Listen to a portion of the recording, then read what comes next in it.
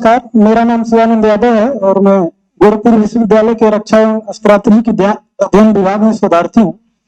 सबसे पहले इस कार्यक्रम को लेकर के और नेपाल से आए सभी विद्वानों एवं अतिथियों और यहाँ के आयोजकों के संदर्भ में मुझे भी एक शेर याद आ गया कि दहलीज पर रख दिए किसी शख्स ने आंखें, रोशन कभी इतना तो दिया हो नहीं सकता, बस आप मेरी आवाज में आवाज मिला दें, फिर देखिए इस शहर में क्या हो नहीं सकता। प्रश्न के साथ मेरी एक छोटी सी टिप्पणी है सर, जो आपने एक प्रोफेसर हर्ष कुमार सिन्हा के ठीक दाहिने तरफ जो सर बैठे हैं आपसे है, आपने जो सवाल उठाया है कि जेएनयू और मार्क्सवाद, इसको लेकर करके सर मेरे दिमाग में एक दुविधा की स्थिति आ गई सर, वो कि जब हम कम्युनिज्म की बात करते हैं या साम्यवाद की बात करते हैं तो हमारा दिमाग सीधे यूरोप में चला जाता है और कॉमरेड मार्क्स और लेनिन की तरफ घूमने लगता है। लेकिन भारतीय चिंतन में भी मैंने पढ़ा है और देखा है, समझा है कि एक मार्क्सवाद न कहिए लेकिन साम्यवाद हम कह सकते हैं कि साम्यवाद की परंपरा दिखी है। जैसे गुरु गोरक्षनाथ का जो दर्शन रहा है, तथागत गौतम बुद्ध का जो दर्शन रहा है, कबीर का जो दर्शन है या विचारधारा है, वो एक समतामूलक समाज बनाने के लिए प्रेरित करते हैं और समाज में व्याप्त ऊंच नीच भेदभाव की बुराइयों को खंडित करते हैं कि एक अच्छा समतामूलक समाज हो। आपने भी कहा कि जो देश छोटा है उसके लिए सम्मान बहुत मायने रखता है, तो जाहिर सी बात है जो देश हो या जो वर्ग है जो अपने आप को छोटा महसूस करता है उसके लिए सम्मान बहुत बड़ी चीज होती है। तो अगर इसको हम कहें कि जो भारतीय समतामूलक समाज की चिंतन की परंपरा रही है या इसी को हम साम्यवाद कहें, भारत का जो साम्यवाद रहा है, इसने नेपाल और भारत के बीच किस तरह से संबंधों को और मजबूत किया है, इस पे मैं अपनी आपकी टिप्पणी चाहूंगा, क्योंकि मैं उस साम्यवाद को, उस मार्क्सवाद को अलग हट करके मैं इस पे चाहता हूं कि आप हमारा ज्ञान बढ़ाएं। धन्यवाद। मैं एकदम शॉर्टकट बोलता हूँ, छोटी शब्द में। हम लोग, आपने जो बताया वैदिक साम्यवाद बोल रहे हैं ना, अब उसका आपका कंक्लूजन वही है। हाँ ठीक है, तो हम लोग ये चाहते हैं जो कम्युनिज्म ने क्या कहा है वो हमारे पूर्वजों ने पहले कहा है कि नहीं? जो गुरु गोरखनाथ ने कहा है, जो बुद्ध ने कहा है, जो हमारे ऋषि मुनियों ने कहा है, सर्वे भवन्तु सुखिनः सर्वे सन्तु निरामया से बड़ा सम्यक क्या है? जो हमारे ऋषि मुनि ने कहा है, उनसे पहले कहा है, उन्होंने तो अभी भी कहा है बेचारे लोगों ने। तो इतने पहले 5000 साल पहले है ना, भगवान श्री राम ने जो करके दिखाया, प्रत्यक्ष साम्यवाद का उदाहरण है ना, प्रत्यक्ष करके दिखाया, तो इससे बड़ा वो उनको आइडियल मानिए ना। हमारा कहना यह है अपने महापुरुषों का, अपने पूर्वजों का विचार चिंतन को लेकर के चलना चाहिए, इतना ही है। नेपाल और भारत इतने कमजोर नहीं है कि हमारे इतने सारे विचार रहे हैं, हम इतना समृद्ध हैं, दूसरे का कोई आवश्यकता ही नहीं है। यही कहना है, यही विषय को, यही विचार को स्ट्रॉन्ग बना करके हमको आगे जाना है। और दूसरा विषय यही हमारा जो चिंतन है, विश्व को परिवार मानने वाला, वसुधैव कुटुंबकम वाला, आज अमेरिका में भी इसका आवश्यकता है, आज चीन में भी आवश्यकता है। वहां भी लोग अब फिर वापस आ रहे हैं कि ऐसे नहीं होगा, परिवार साम्राज्य ना ध्वस्त हो गया वहां। आज अमेरिका में देखेंगे 37% परिवार में सिंगल व्यक्ति है। आज सिंगल कोई नहीं है परिवार में। क्या होगा भौतिक विकास से? आज वो हमारे तरफ देख रहे हैं और हमारी विचारधारा, हमारी पारिवारिक संरचना, हमारी सामाजिक जो रचना है, उस दिशा में हमारे विचार की तरफ आ रहे हैं। लेकिन हम लोग देने के लिए योग्य होकर के अब खड़ा होना है, उस दिशा में हम युवाओं को आगे बढ़ना है, मेरा इतना आग्रह है। धन्यवाद सर। अब आपके माध्यम से इस सभा को समेटा जाए। क्या अभी हम लोग और कोई प्रश्न लेने वाले? नहीं, समय हो गया। इस तरफ से अब नहीं, अब जो प्रश्न पहले से लिए गए हैं अगर उसका उत्तर हम लोग देना चाहें तो हमारे विषय विद्वानों के पास अगर जो प्रश्न है, हमारा ख्याल उसमें से ज्यादातर के जवाब यदि आपके पास कोई ऐसा प्रश्न है जो आपसे अब तक इसमें चर्चा का विषय नहीं बन पाया तो उसको जरूर बताएं, अगर आप में से कोई।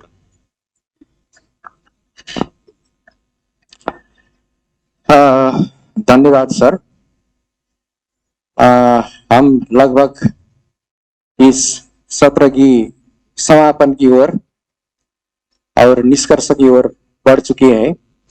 बहुत अच्छी छलफल हुई और निष्कर्ष में हम पहुंच चुके हैं कि नेपाल और भारत के बीच में परापूर्व काल से, अनादिकाल से संबंध था, वो अभी भी है। कुछ आशंकाएं हैं लेकिन उतनी नहीं जितनी हम सोच रहे हैं, उतनी आशंकाएं भी नहीं।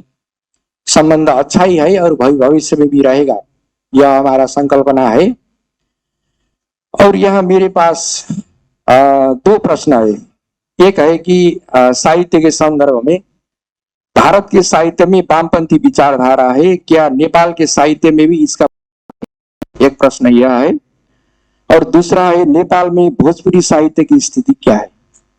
मैं पहली प्रश्न की ओर जाना चाहता हूं। अब यह बार बार बताने का विषय भी नहीं रहा कि नेपाल और भारत के बीच में सभी क्षेत्र में संबंध है और प्रभाव भी है।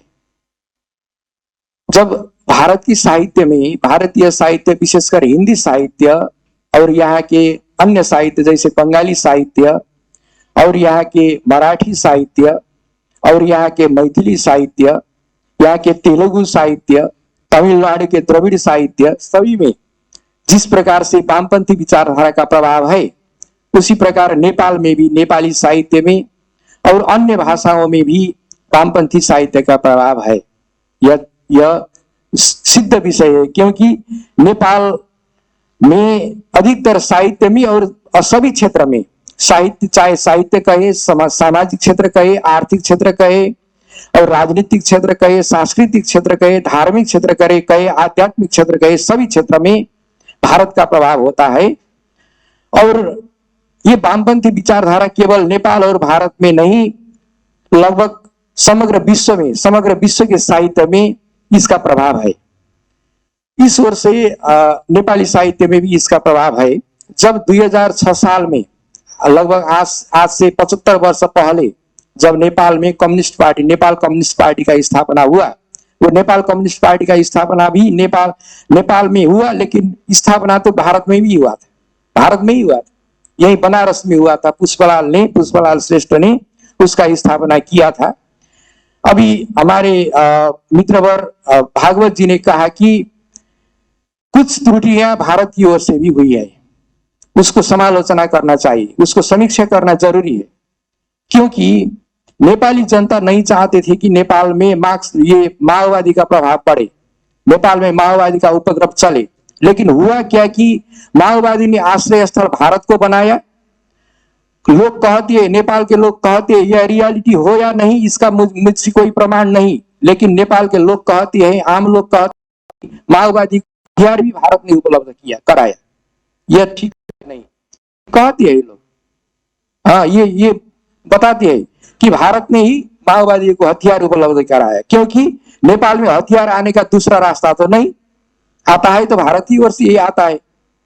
कहां से आया वो हथियार, कहां से माओवादी ने अपना आंदोलन के लिए वो इतना सर सामग्री, इतना शस्त्रास्त्र मौजूद किए, बहुत इकट्ठा किए, वो भारत ने उपलब्ध कराया। ये नेपाली जनता कहती, नेपाल के आम लोग कहते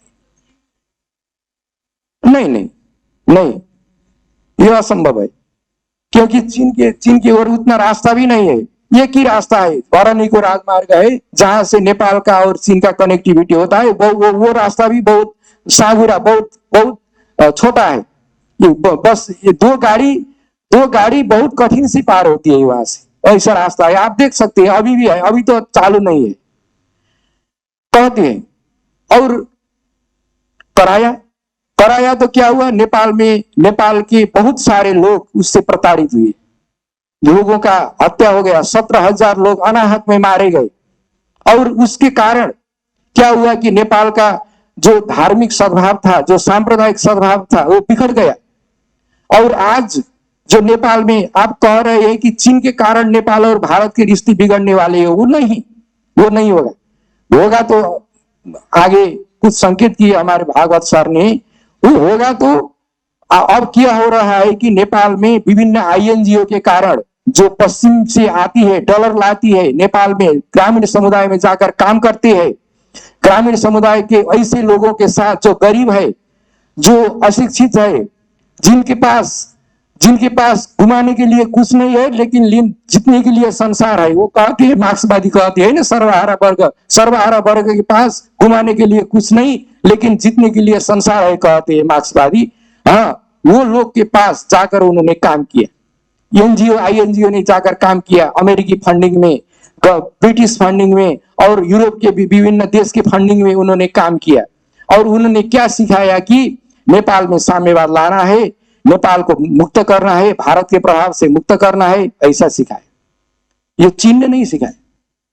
और हुआ क्या हुआ कि माओवादी आंदोलन पनप गया और गरीबों के घर में जाकर माओवादी बैठे, वहीं से उनको इकट्ठा किया, सेना गठन किया और वहां से पुलिस क्वार्टर में, पुलिस के शिविर में आक्रमण करे, सेना के शिविर में आक्रमण करे, उनका हथियार छीन लिया और जाकर वहां के जमींदारों का जमीन हड़प लिया, उनका घर ध्वस्त किया, ग्रामीण लोगों को भगाया और शहर में जाकर उनको बैठने के लिए मजबूर किया। कुछ शहर में, काठमांडू से इधर के शहर में बैठ रहे लोग को वहां से भगाकर काठमांडू में बैठने के लिए बाध्य किया, कुछ लोगों को वहां से भगाकर भारत में आने बाध्य किया, कुछ लोगों से वहां से विदेश पलायन करने में बाध्य किया।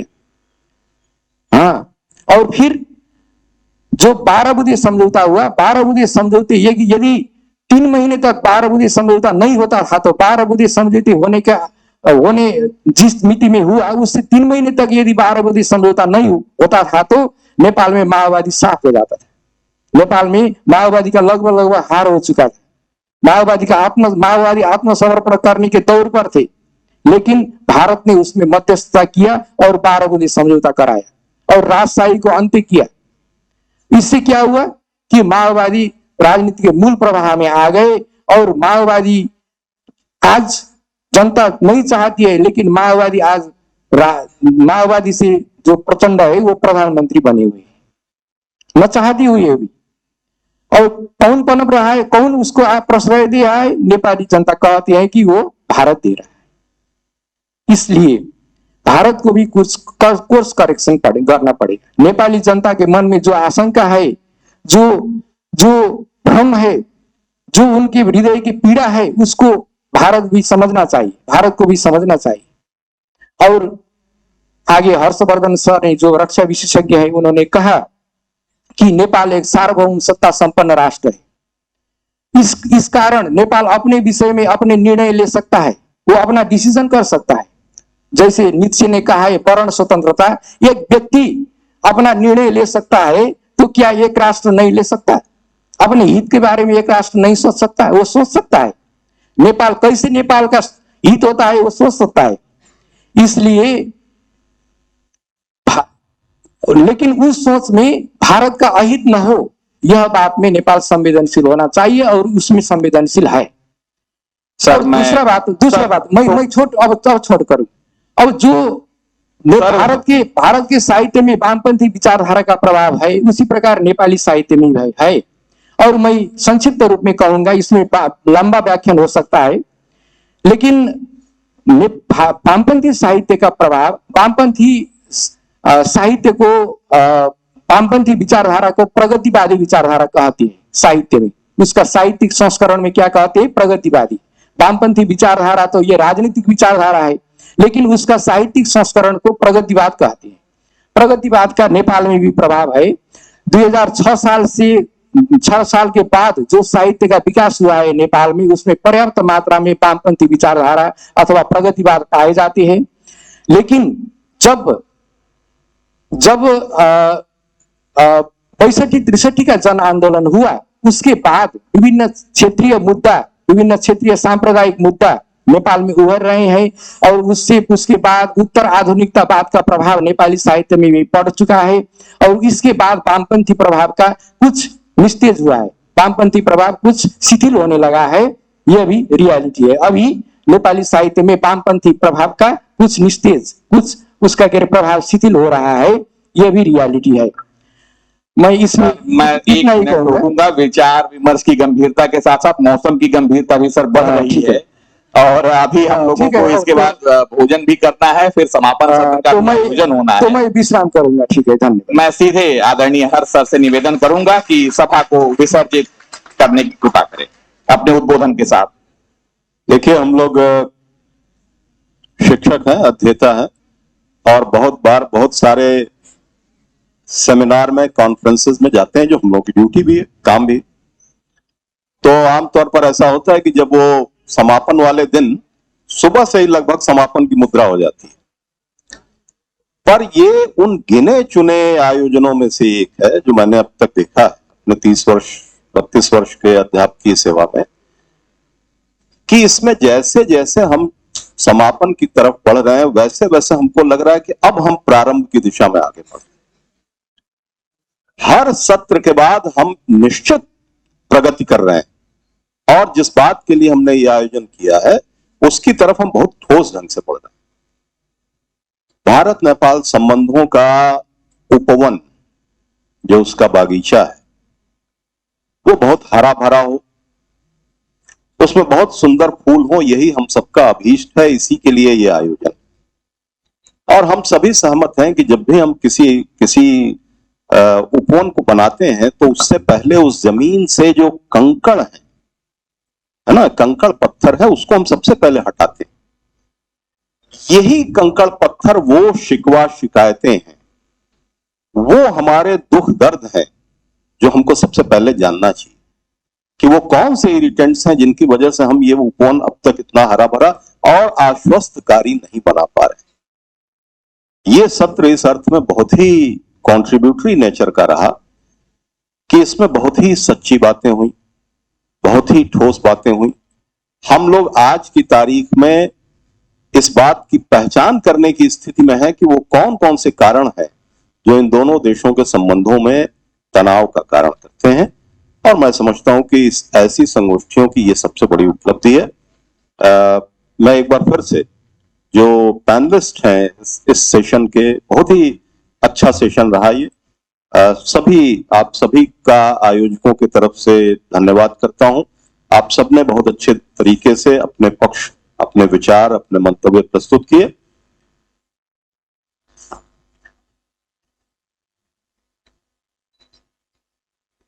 और एक अच्छी खबर है जिसको ब्लेसिंग्स इन डिस्गाइज कहा जाता है कि चूंकि बारिश शुरू हो गई है तो अब हम लोग कुछ देर तक बात कर सकते हैं, क्योंकि आप चाह के भी और लंच के लिए बनाई गई जगह तक नहीं जा सकते, तो हम लोग इसका सदुपयोग करेंगे। मैम, आप कुछ कहना चाह रहे थे?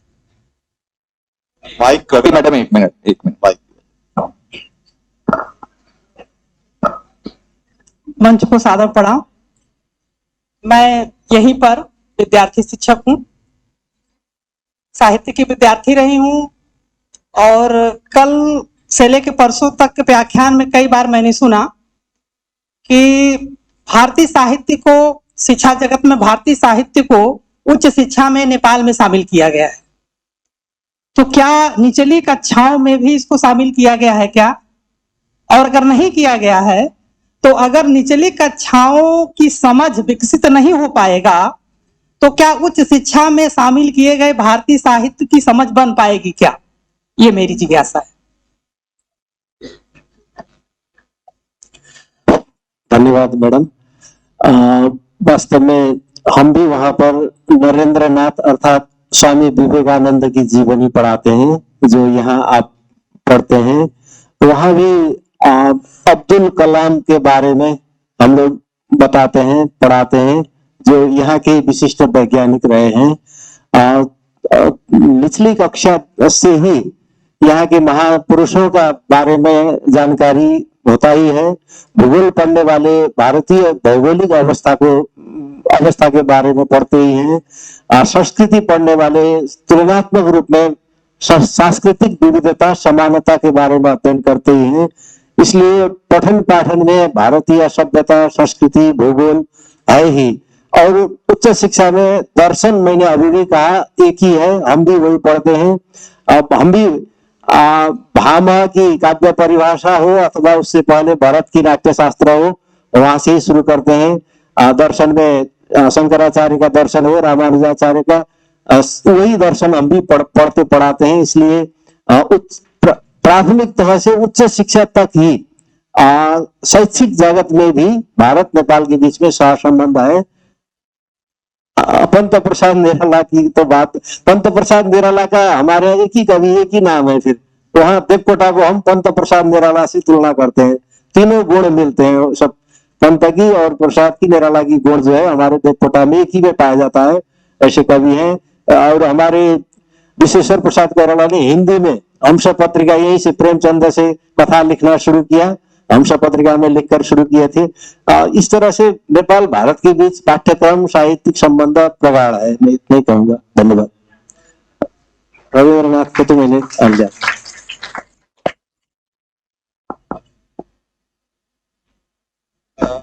हम अभी अब तो रुक सकते हैं सर, हम लोग अब तो रुक सकते हैं। पीछे कुछ बच्चे प्रश्न कर रहे थे। हाँ ठीक, अभी सर मदेशी की बात हुई है जहां तक, तो निश्चय उनकी समस्याएं थी। 70% कृषि उत्पादन पर उनका अधिकार था, शांत रहिए। 76% राजस्व में उनकी भूमिका थी और लगभग 65% घरेलू उत्पाद में भी उनका था। तो लेकिन नौकरी बृहस्पति नौकरी में देखा जाए तो उनकी भूमिका मात्र 9% थी, 9.9% थी। तो जाहिर सी बात है उनकी समस्याएं थी। और यही नहीं, 1964 के जो नागरिकता संशोधन अधिनियम में उनको वंचित कर दिया गया था, 1990 के संविधान के अंदर वंचित कर दिया गया था। यह बड़ी बात है कि 2006 में ये 1990 के बाद पहले जन्म लेने वालों को नागरिकता दिया गया। यह निश्चय ये कि जो शीर्षक सोचेगा उसी पर सफलता प्राप्त हो सकेगी। धन्यवाद। सर एक सवाल पीछे से। आप सभी को मेरा प्रणाम। मेरा नाम मुस्कान चौहान है और मैं बीए चतुर्थ सेमेस्टर की छात्रा हूं। सर मेरा प्रश्न है कि भारत के राष्ट्रीय सुरक्षा की दृष्टि से नेपाल का सामरिक महत्व कितना है? देखिए, इस प्रश्न का बहुत संक्षेप में जवाब मैं दे रहा हूं आपको। पूरी दुनिया में ये कहा जाता है कि किसी भी देश की वास्तविक स्थिति उसके भूगोल से बहुत प्रभावित होती है, और एक अत्यंत विशिष्ट भौगोलिक अवस्थिति नेपाल की है। भारत के दृष्टिकोण से अगर हम देखें, केवल इसी तरह से एक क्रूड फॉर्म में देखें, तो वो हमारे लिए एक ऐसा देश है जो अभी तक के हमारे इतिहास में, जो हमारा एक ऐसा प्रतिद्वंदी पड़ोसी देश है जिसके साथ हमारी एक अनुभव रहा है युद्ध का, उसके बीच में वो एक अंतस्थ राज्य की तरह काम करता है। और हमेशा से, जिसको आप ये कहते हैं, जिसको जब आप बफर स्टेट की संकल्पना पढ़ते हैं तो आपको लगता है कि कोई है जिसके पार हमारा संकट खड़ा, यानी संकट बिल्कुल हमारे पास नहीं खड़ा, उस संकट और हमारे बीच में कोई है। नेपाल के साथ हमारे जो संबंध हैं, कई बार ऐसे विशिष्ट संबंध होते हैं जो बहुत पुराने मुहावरों को भी गलत साबित कर देते हैं। कौटिल्य के समय से यह बात कही गई, मंडल सिद्धांत में ये बात कही गई कि दो पड़ोसियों के संबंध आमतौर पर सामान्य नहीं होते। वहां कल्पना है मंडल सिद्धांत में, मित्र अरिमित्र, अरिमित्र। जब भी हम कोई मानचित्र उठाते हैं दुनिया का, तो हम पाते हैं कि वो शब्दशः सत्य हो रहा है, लेकिन नेपाल इसका अपवाद है। और इस सामरिक स्थिति के चलते इसकी जो विशिष्ट जो जियोग्राफिकल अवस्थिति है, सिचुएशन, लोकेशन है, इससे हमको एक आश्वस्ति रही है। तो भारत के दृष्टिकोण से और भारत की सुरक्षा के दृष्टिकोण से अगर आपको ध्यान हो तो कुछ समय पहले हमने चीन के ग्लोबल टाइम्स, जो उसका एक आधिकारिक मुखपत्र है, उसमें एक चाइनीज आर्मी के एक बड़े पदाधिकारी का एक वक्तव्य सुना था, और ये वो समय था जब भारत और चीन की सीमाओं पर संकट था।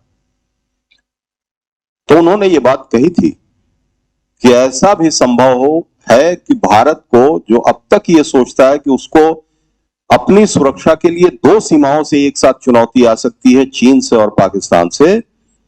भारत इस भ्रम में है उसको एक तीसरे फ्रंट से भी चुनौती आ सकती है, नेपाल से।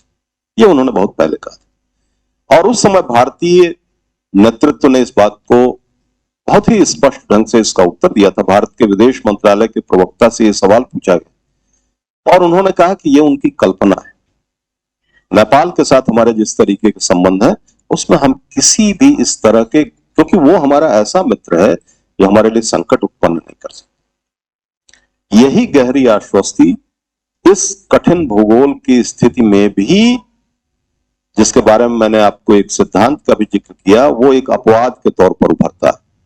तो भारत के लिए नेपाल की स्थिति सामरिक भू राजनीतिक दृष्टि से बहुत ही इंपॉर्टेंट है और ये हम ब्लेस्ड हैं, हमारे ऊपर भगवान की कृपा है कि हमारे इतने सदियों पुराने अनादिकाल के संबंध है, जिससे कि हम अपनी सीमाओं को एक क्षेत्र के बारे में हम आश्वस्त रहते हैं और आश्वस्त रह सकते हैं अब तक जैसा हमारा इतिहास।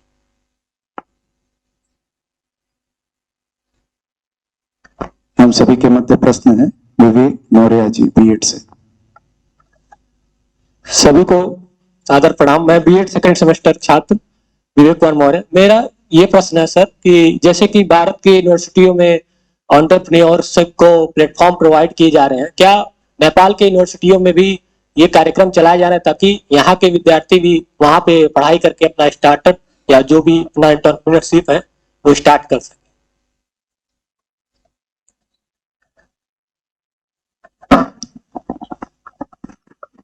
पुनः एक बार हम फिर से एक बार ये प्रश्न को दोहराइए, क्षमा चाहता हूँ। सर मेरा प्रश्न ये है कि जैसे भारत की यूनिवर्सिटियों में जो एंटरप्रेन्योरशिप की यहाँ पे बहुत ज्यादा बढ़ावा दिया जा रहा है, तो क्या नेपाल की यूनिवर्सिटियों में जो बड़े छात्र हैं और बिजनेस से रिलेटेड छात्र हैं, तो वहां पे प्लेसमेंट के लिए या फिर अपने स्टार्टअप स्टार्ट करने के लिए वहां के यूनिवर्सिटियों में कौन से प्रोग्राम और कौन से कार्यक्रम संचालित किए जा रहे हैं?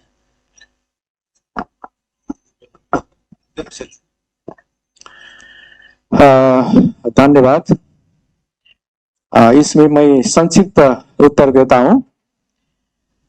भारत में विभिन्न यूनिवर्सिटी ने इंटरप्रेन्योरशिप और उद्यमशीलता का प्रोग्राम और उससे उद्यमशीलता के विकास करके विद्यार्थियों को विभिन्न प्राइवेट सेक्टर में और सरकारी सेक्टर में भी रोजगारी के लिए प्रेरित करने जैसे कार्यक्रम कर रहे हैं। वो कार्यक्रम नेपाल की यूनिवर्सिटी भी अब स्टार्ट कर रहे हैं, अभी स्टार्ट कर रहे हैं। जैसे त्रिभुवन विश्वविद्यालय कर रहा है, यूजीसी भी उसके लिए फंडिंग कर रहा है और हमारे नेपाल संस्कृत विश्वविद्यालय और जैसे वहाँ 12 विश्वविद्यालय है, वो सभी विश्वविद्यालय में अब धीरे धीरे वो कार्यक्रम लागू हो रहा है। लेकिन भारत में जैसे तीव्रता से और उतनी विकास उतनी स्तर पे अभी नहीं है। धन्यवाद।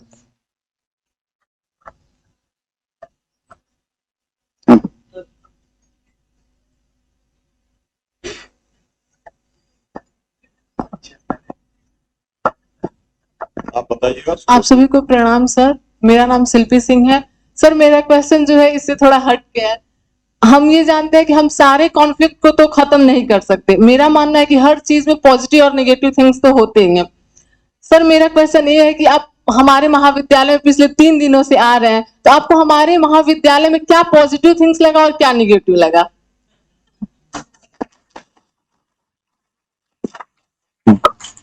मुझे घमंड था कि मेरे विद्यार्थी असभ्य अनुशासित है, पर यहाँ आके वो घमंड चूर हो गया।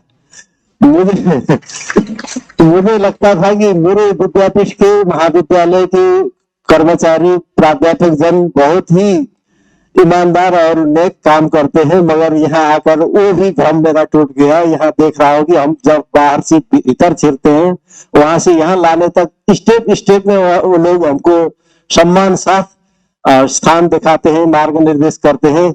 अब हमारे यहाँ वास्तव में कांग्रेस जिंदाबाद, कम्युनिस्ट जिंदाबाद, माओवाद जिंदाबाद बोला जाता है। यहाँ आके मैंने क्या सीखा, महाराणा प्रताप जिंदाबाद, यहाँ के विद्यार्थी जिंदाबाद, यहाँ के कर्मचारी प्राध्यापक जिंदाबाद। ये मैं बोलना चाहता हूँ, इतना ही। धन्यवाद। धन्यवाद सर। इंद्रदेव की कृपा हो चुकी है सर, सूर्यदेव मुस्कुराने के प्रयास में हैं और अगर मंच की अनुमति हो तो अब हम सभी भोजन के लिए प्रस्थान कर सकते हैं।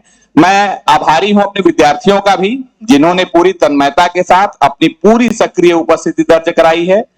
यह कार्यक्रम मैं बाकी लोगों की राय तो नहीं जानता, लेकिन व्यक्तिगत रूप से अब तक बीते समस्त कार्यक्रमों में सबसे एक्टिव और सबसे ज्ञानवर्धक रहा है। मैं मंच सहित आप सभागार में उपस्थित सभी लोगों का हार्दिक आभार ज्ञापित करता हूं और इसी के साथ हर सर से कुछ निवेदन करता हूं कि अपनी बात। मैं सुबोध जी की एक एक बात से सहमत हूं, शब्दशः सहमत हूं, और मैंने अभी थोड़ी देर पहले भी ये बात कहा कि एक्चुअली इस तरीके के आयोजनों का सबसे बड़ा हासिल यही है कि जब विद्यार्थियों के मन में या श्रोता समूह के मन में जितने भी प्रश्न हैं या जितने संभव प्रश्नों का हम उत्तर दे सकते हैं उतना दें।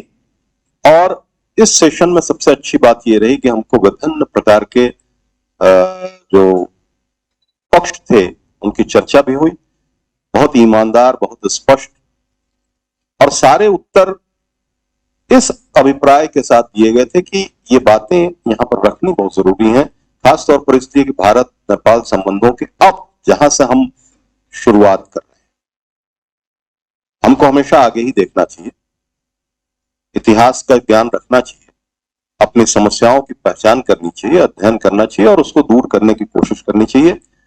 विद्यार्थियों ने बहुत अच्छे सवाल किए।